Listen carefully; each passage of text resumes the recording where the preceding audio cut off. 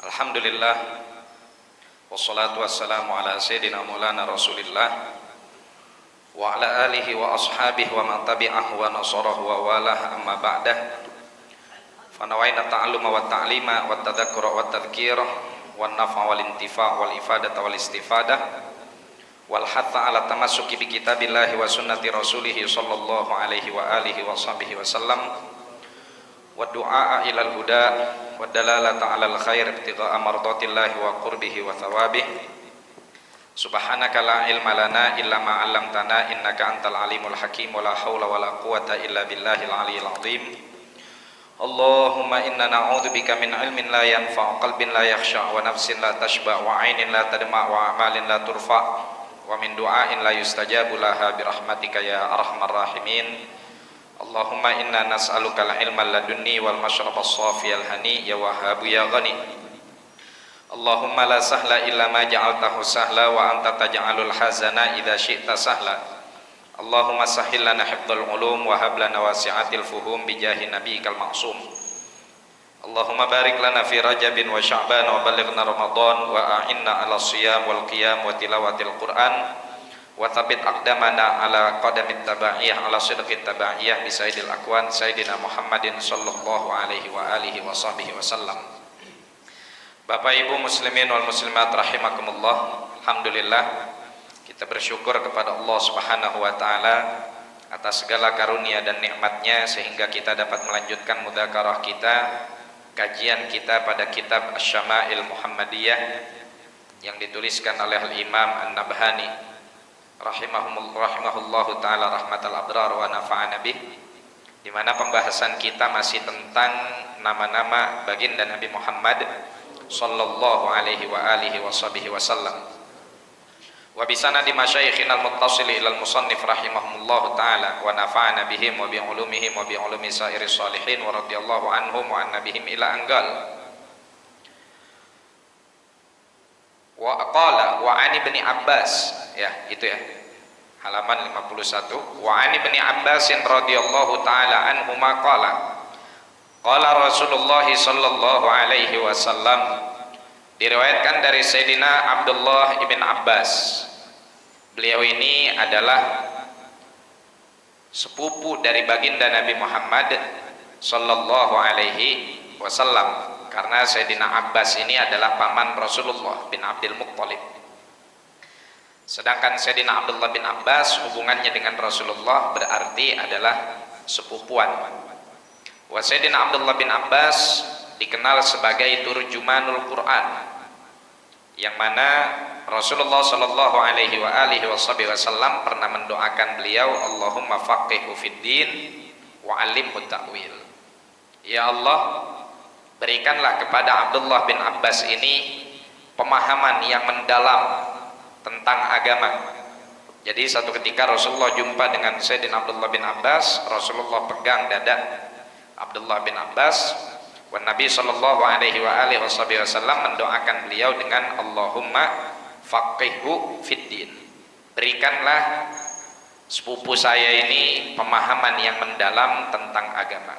Wa 'allimhu ta'wil, dan ajarkan ia tafsir Al-Quran. Berikan kepadanya ilham, kemampuan di dalam memahami dan menafsirkan Al-Quran. Wa huwa minal mukthirina fi riwayah. Sayyidina Abdullah bin Abbas ini termasuk orang yang banyak meriwayatkan hadis Nabi. Di antara yang beliau riwayatkan adalah hadis ini, di mana Rasulullah sallallahu alaihi wasallam bersabda, Ismi fil Qur'ani Muhammad. Namaku di dalam Al-Quran adalah Muhammad, dan menjadi satu surah khusus dengan nama surah Muhammad.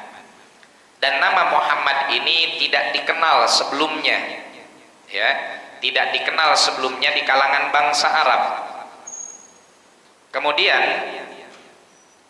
nama ini Allah Subhanahu wa taala mengilhami kepada kakek Rasulullah, yaitu Abdul Muttalib, untuk apabila cucu yang ditunggu-tunggu kelahirannya yang dikandung oleh Sayyidatina Aminah lahir, maka beliau berkeinginan untuk menamakan cucunya ini dengan nama Muhammad.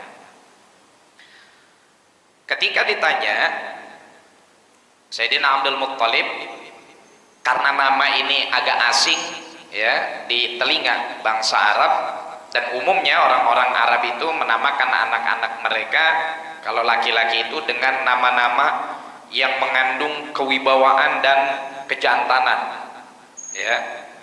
Demen namain anaknya itu Ghalib, menang. Demen namain anaknya itu Fahad. Fahad itu apa? Macan ya. Demen namain nama anaknya Asad, singa ya. Karena memang tabiat mereka bangsa Arab yang notabene hidup di gurun ya, itu senang dengan yang strength ya, senang dengan nama-nama yang mengandung kejantanan yang luar biasa. Asad, singa. Tapi kalau namanya Asad cuman tembele ya sama aja ya. Nama Asad, baru dengar timbang curut jatuh latah, ini gak cocok pakai nama Asad ya. Nama Fahad, macan, waduh, lewat pohon Ambon takut, gak cocok. Ini namanya cocoknya Betty. Cocoknya namanya Betty. Nah, karena nama ini Ghairu Ma'luf, Ghairu Ma'luf itu artinya nggak akrab di telinga orang Arab pada saat itu, maka ketika Abdul Muttalib menamai cucunya yaitu Sayyidina Muhammad Shallallahu Alaihi Wasallam dengan nama ini, ditanya, ngapa ini nama rada beda diri ini? Kayak kita di sini di Indonesia ya, mungkin kalau di perkotaan udah biasa, orang kampung namain anaknya Justin. Waduh, lo kan bingung cangcingnya ya, ngapa namanya Justin, ini nama orang mana nih? Encangnya namanya Karyoto, encingnya namanya Karyono. Bisa dinamain Justin ya. Kayak kampung orang tua saya tuh, daerah Plosiri. Plosiri itu apa namanya, deket tuh Mas Adatul Abadiyah tuh, pesisir Cikarang. Nama-namanya sekarang banyak pakai nama artis. Namanya punya anak perempuan dia namain Angela. Rambutnya pirang, pirangnya kejemur matahari. Pirangnya kejemur matahari. Ada nama anaknya dia namain Elvi. Waduh, dia namain Elvi, begitu digaruk ngebul. La ilaha illallah. Nah, karena Ghairu Ma'luf nama ini, akhirnya apa? Ditanya lah, kenapa kok namanya rada beda diri, ini dinamain Muhammad, nggak pernah ada nama Muhammad ini. Apa jawaban Abdul Muttalib? Inni arju an yahmadahu ahlus sama'i wal ardh. Saya punya harapan agar nih anak di kemudian hari dipuji oleh penduduk langit dan oleh penduduk bumi. Gitu. Jadi kalau ngasih nama anak itu yang ada doanya, jangan ngasal. Kenapa? Karena al-ismu yadullu alal musamma. Nama itu nunjukin kepribadian orangnya. Ya walaupun memang ya sekarang ini banyak orang yang namanya Islami banget, tapi kelakuannya syaitoni. Ya, namanya mah keren banget, tapi kelakuannya lebih bengis daripada iblis. Tapi setidaknya dengan kita kasih nama anak kita yang baik, maka itu akan menjadi doa ya. Walaupun terhadap anak yang nggak cukup hanya dengan ngasih nama doang ya. Anak itu bukan cuman sekedar dicetak jadi doang po. Anak itu inventaris aset yang kudu dijaga dan dirawat ya. Ngerawatnya ya dengan yang halal, bukan cuman dengan yang bergizi. Kalau hanya sekedar bergizi, makanan bergizi banyak. Tapi coba lihat, bergizi cuman syubhat, bikin kelakuan bejat. Tapi mungkin secara gizi tidak mencukupi, tapi kalau halal kandungannya dan halal cara dapatnya, jadi orang taat. Orang zaman dulu apa sih gizinya? Pagi sih nyarapnya sama orang Belanda, sama-sama roti. Orang tua kita zaman dulu kan nyarapnya kayak orang Belanda, makannya roti. Cuman bedanya kalau roti kita ada sumbunya. Singkong, roti sumbu. Makan pagi ketela. Kadang-kadang makannya ya tiwul. Anak zaman sekarang dikasih tiwul kagak ketelen, cuman nyampe diisit doang, ya. Tapi perilaku, integritas mereka miliki, kejujuran mereka punya. Kenapa? Karena makanannya halal, cara ngedapetinnya halal zatnya. Kalau sekarang ini nyari makanan, ya kebanyakan orang yang gak peduli. Halal mungkin kandungannya, ya. Atau kadang-kadang dalam kandungannya ada hal-hal yang syubhat, ada hal-hal yang syubhat yang kadang kita nggak teliti. Asal kita kasih makanan ke anak kita daging ayam, udah pasti halal, belum tentu, ya. Apalagi orang zaman sekarang memang senangnya sama yang namanya junk food. Tahu junk food, Bu?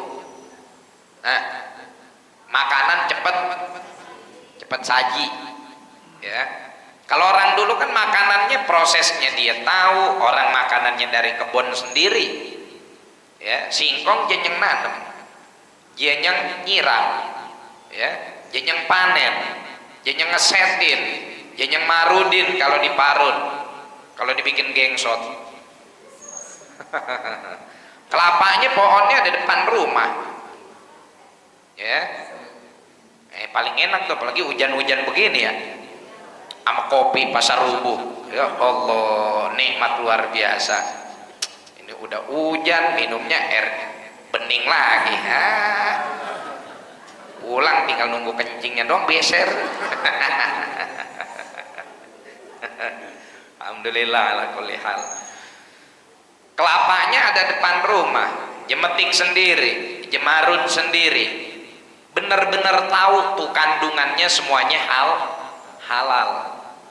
Kalau zaman sekarang memang ada sertifikasi halal, baik itu dari badan halal yang sekarang udah dipisah dari MUI atau enggak, cuman kan kadang-kadang dalam perilakunya pelaku usaha juga kadang-kadang usil, ya. Lagi sertifikasi mah semuanya dia tunjukin yang sesuai prosedur syariat.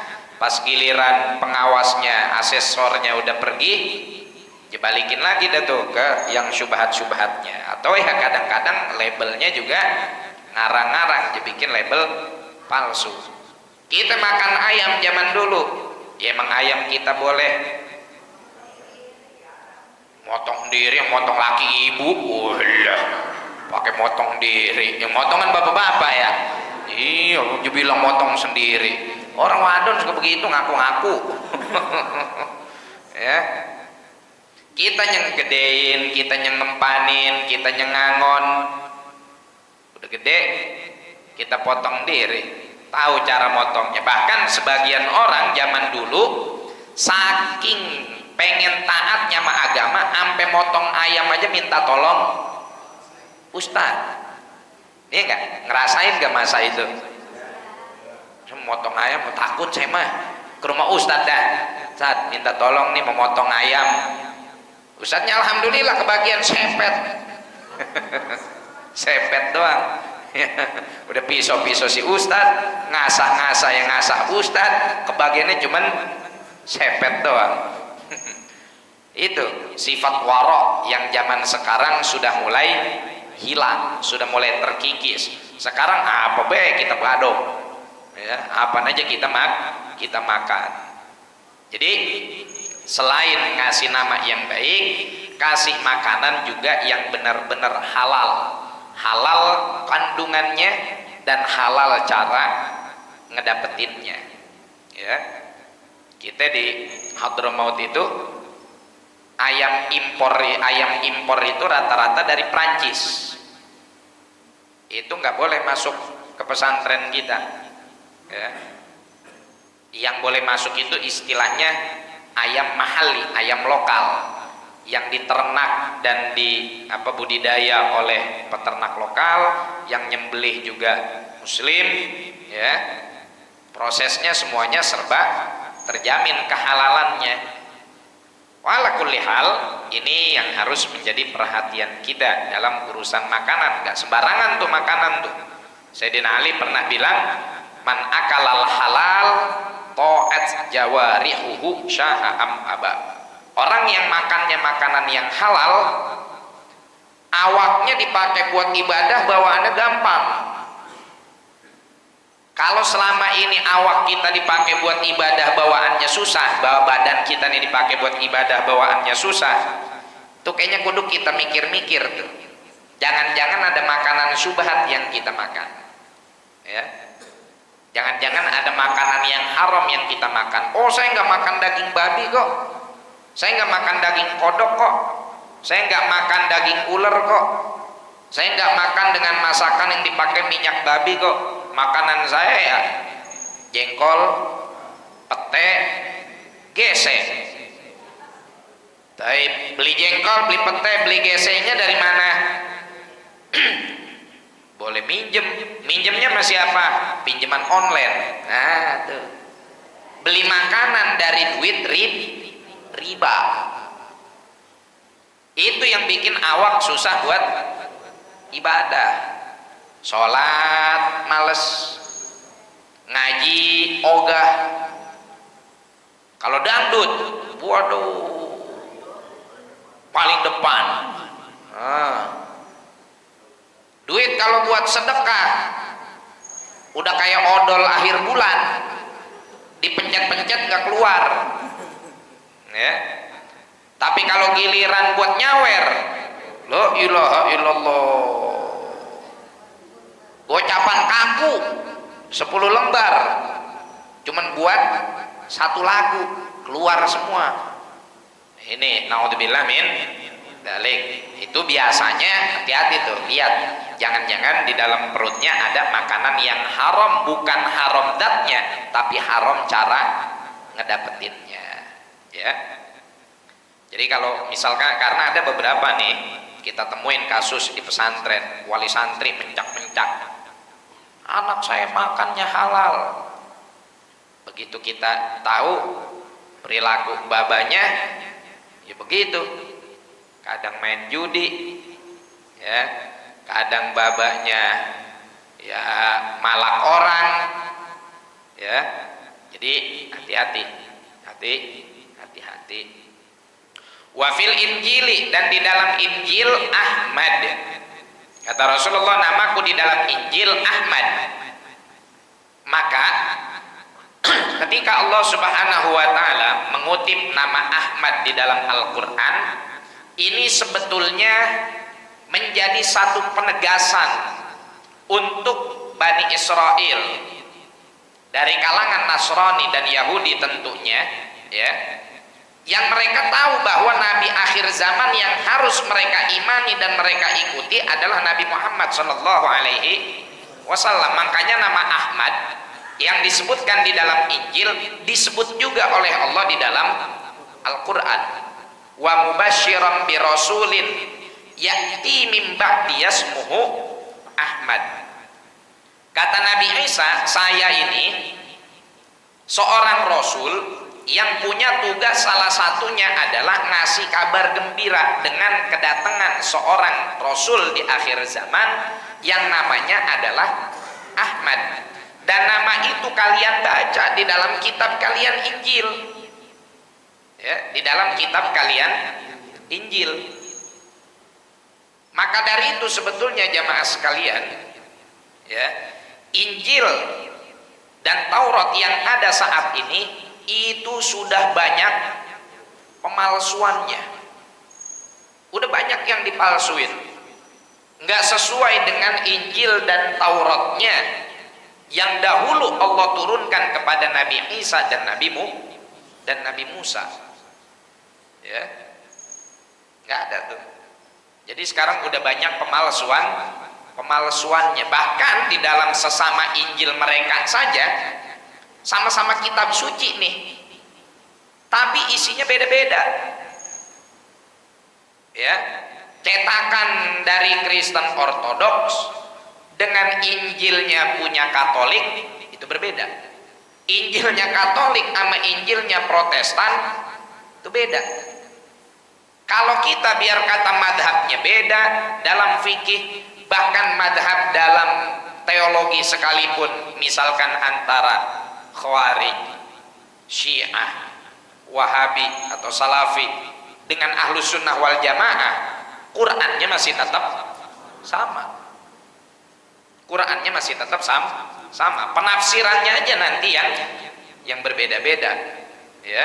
Tapi kalau mereka masing-masing istilahnya kekatedralan atau kepausan, itu beda-beda.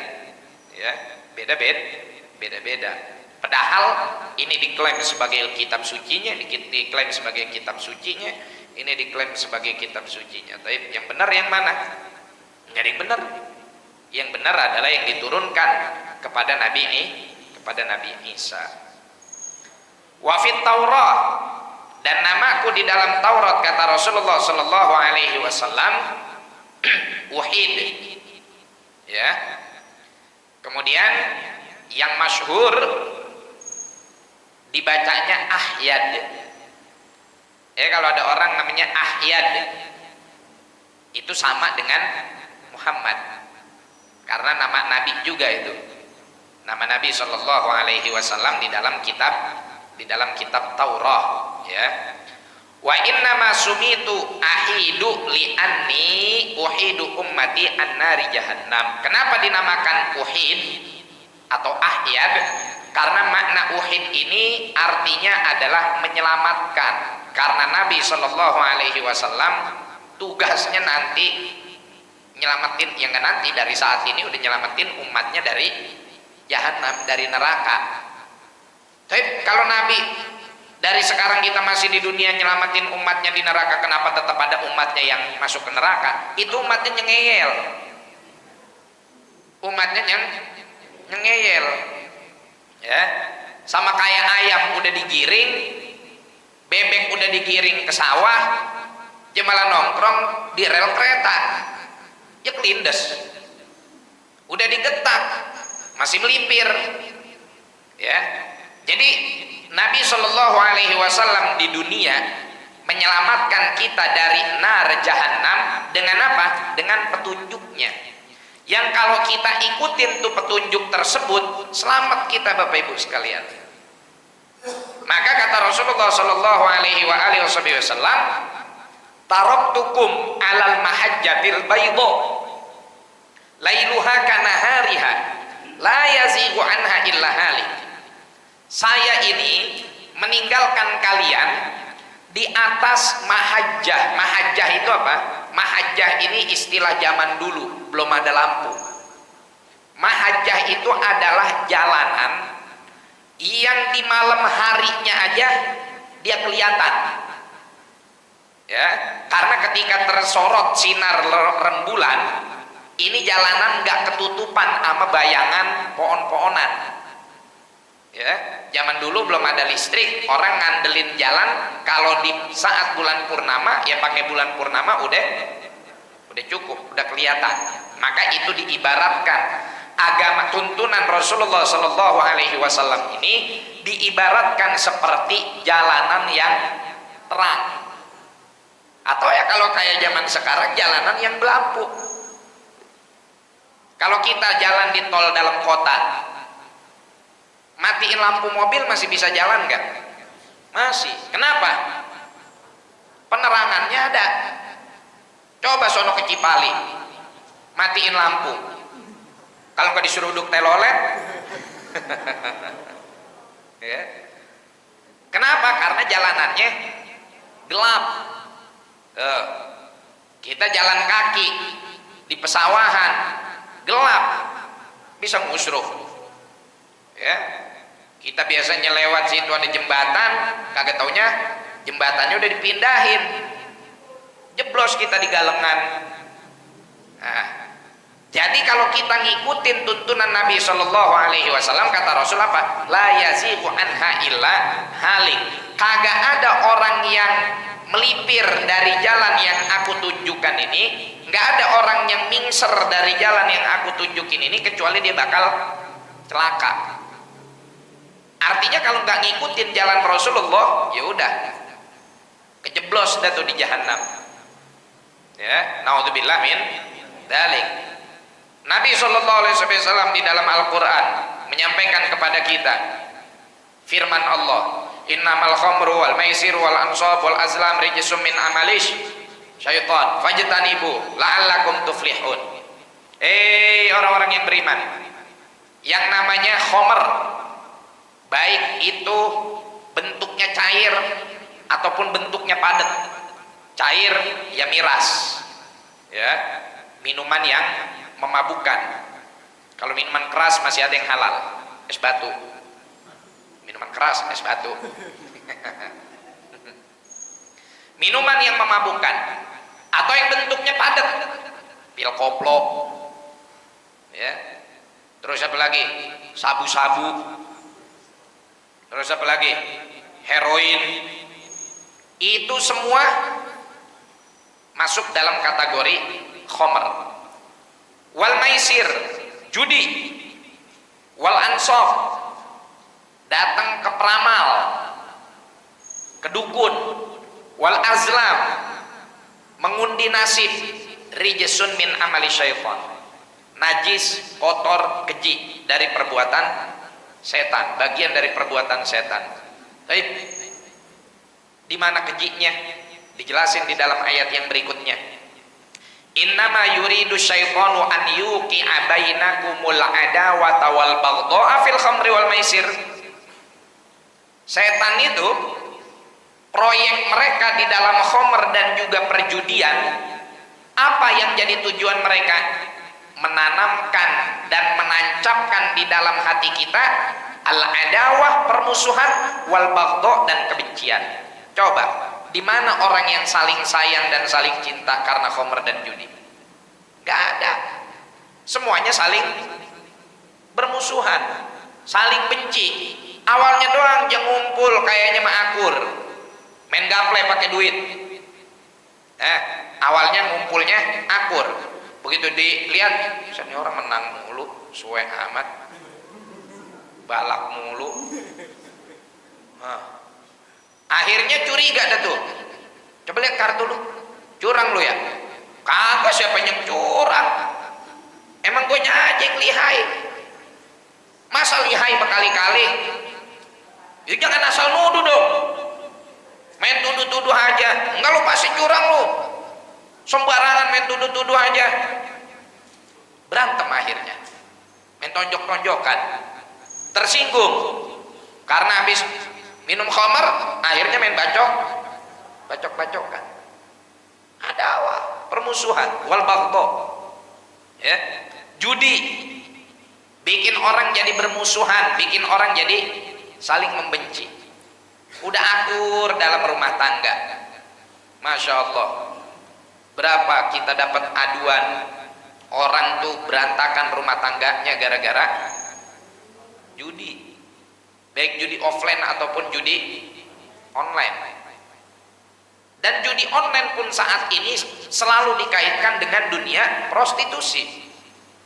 Tidak ada yang namanya link judi online, melainkan di situ dipasang iklan link prostitusi. Sama kayak judi offline, di mana di situ ada sentralisasi, lokalisasi perjudian. Kan pasti yang nemenin orang main judi mah bukan bininya, iya enggak? Wadon lain. Ngapa nggak jawab iya? Nggak pada ngaku, mau ngapain? Ya bukan pemain, orang soleh semua di sini mah. Amin ya rabbal alamin. Kan mainnya nggak di masjid. Itu Akhirnya gara-gara perjudian, dulu orang judi pergi, sekarang judi di rumah jadi. Pakai handphone. Pergi kerja seharian, pulang nyampe di rumah langsung buka handphonenya. Padahal bininya udah dandan botok banget. Udah pakai daster doang. Bang, sini ngapa? Ngenyaut-nyaut lakinya. Dicolek sama bininya, tangan bininya dikelepak. Sih gangguin aja orang lagi seru nih. Akhirnya bininya ngeruwet di dalam. Bininya ngedumel. Diacak-acak tuh bedaknya. Bedaknya diacak-acak. Bininya ngomong, "Bang, besok anak bayar sekolah. Katanya abang habis gajian." Ngomel. Orang kalau kecanduan judi emosinya tinggi. Kenapa? Secara psikologis emosi dia tinggi itu gara-gara rasa penasaran untuk meraih kemenangan. Bukan cuma karena kalahnya aja, penasaran menangnya. Kalau kalah terus kapok, beres. Yang bahaya ini kalah terus penasaran. Duitnya di mana tuh dari gajian yang seharusnya udah dialokasikan buat anak bayar sekolah? Dipakai buat depo. Ya. Akhirnya ngomong, "Nggak ada duit buat bocah kepake." "Pakai buat apa sih, Bang?" "Mau tahu aja lu." Bini udah dibilang kayak begitu kan, udah langsung merina hatinya. Iya enggak?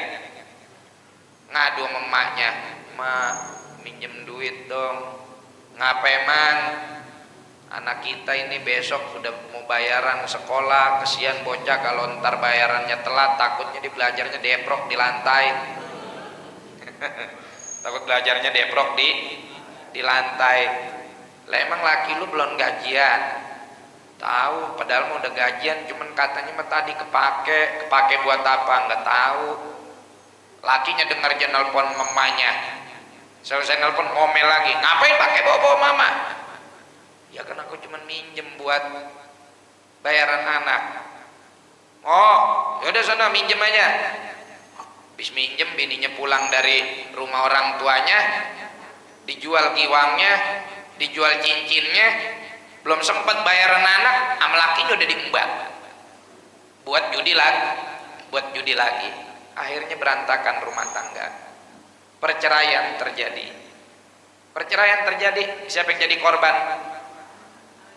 Anak. Yang jadi korban anak.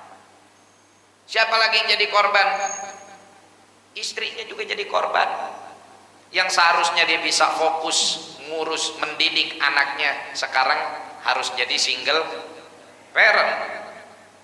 Ya, kan nggak mau biasanya orang wadon kalau punya laki mabok judi, terus anaknya diurusin sama babanya.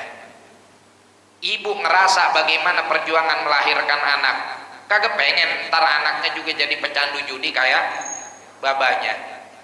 Akhirnya ngomong di pengadilan, "Udah anak sama saya aja, dikasih hak asuh ke ibu." Itu ibu akhirnya ngapain? Ngurus anak juga, nyari duit juga. Lah kita misalkan Ustadz DKM, emang bisa bantuin? Nggak bisa, orang kalau mau ngebantuin bininya udah melotot duluan. Mau kemana? Mau ke rumah janda baru? Waduh. Akhirnya kita juga jadi korban juga. Kita juga jadi korban juga. Ya nggak bisa ngebantuin nih. La ilaha illallah. Makanya inilah yang disebut sebagai al-baghdha wal adawah, permusuhan. Berapa banyak orang relasi dalam pekerjaannya jadi hancur gara-gara judi, gara-gara khamar, ya. Wa yasuddakum an dzikrillahi wa anis shalah. Merusak judi dan khamar itu juga merusak individu kita. Kenapa? Karena setan punya misi di dalam khamar dan perjudian tersebut untuk mencegah kita dari zikir kepada Allah. Emang ada orang lagi ngocok kartu sambil subhanallah? Emang ada orang lagi main judi di handphone sambil Rabbighfirli warhamni wa tub alai, Rabbighfirli warhamni wa tub alai. Gak ada. Sholat juga sama, dia tinggalin. Kalau judi yang zaman dulu belum ada handphone, orang main judi sampai malam, ada layar tancap, dia main koprok sampai jam 2, sampai jam 3. Selesai film Beri Prima, tukang koprok jegulung pulang, lantas sholat subuh, lah kagak, tidur, ya enggak gitu ya. Akhirnya ninggalin sholat. Naudzubillah min dzalik. Fahal antum muntahun. Udah, makanya tinggalin tuh yang namanya khomer, baik itu yang bentuknya cair ataupun yang bentuknya padat. Wal maisir, tinggalin juga yang namanya judi. Udah cari yang halal aja. Yang halal walaupun dikit berkah, Pak. Halal walaupun dikit berkah. Tuh bandar-bandar judi, bos-bos miras, kelihatannya doang dia hidupnya mewah, punya rumah di LA, Lenteng Agung, Los Angeles di Amerika, dia punya rumah di Singapura, dia punya hotel di Dubai. Emang pada tenang hidupnya? Kagak. Sesama penjudi juga, sesama bandar judi nih, hidupnya pada takut. Sesama bandar narkoba juga hidupnya pada takut. Lihat tuh bandar-bandar narkoba yang ada di Meksiko, yang ada di Kuba. Lah kan pada main tembak-tembakan berebut pasar. Iya enggak? Tapi kalau orang nyari kerja yang halal, aman hidupnya, tenang hidupnya, walaupun sedikit tapi ketenangan rohani ada.